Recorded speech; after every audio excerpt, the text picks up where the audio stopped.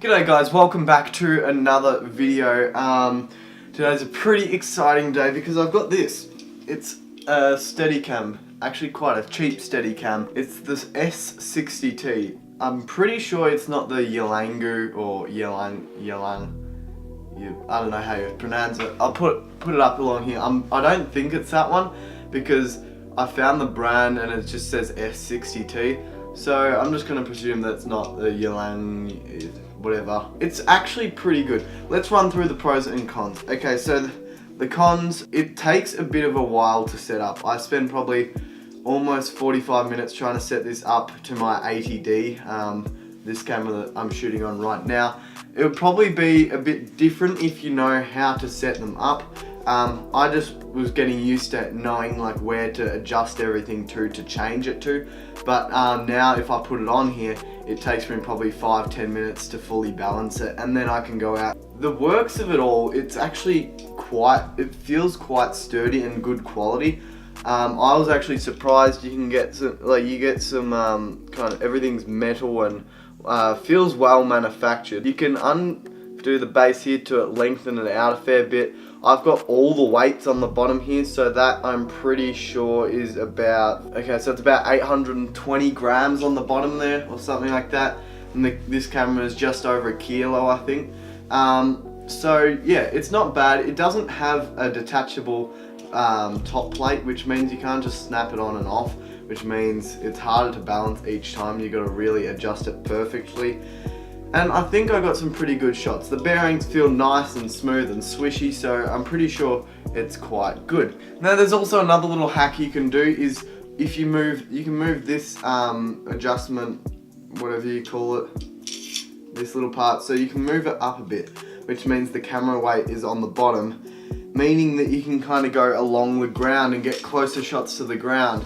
So that's pretty good. It does have the two different tripod head bolts already attached to it there, the big one and the small one. I think it's pretty good for the price. I got it for about 60 Australian dollars, which I think is about 40 US dollars. And we're gonna get out and take some cool footage. Yeah, I got some really nice footage, so let's roll that. And yeah, let's go.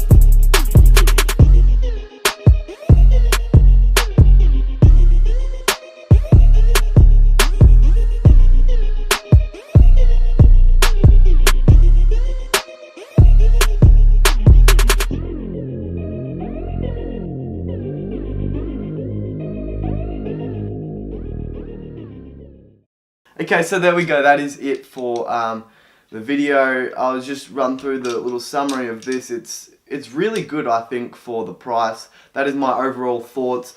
For $66, I think is a great price for this, and you kind of get what you get for the money. I definitely think that if you want to really look into getting a good one, you look at something like a glide cam brand. I was just wanting to get this for you know, I knew I wouldn't use it a whole lot, but I will be using it in some videos for some cool cinematics, and you know, you can get some really cool smooth shots on this.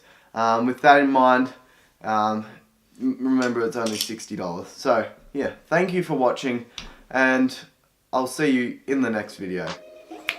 Bye.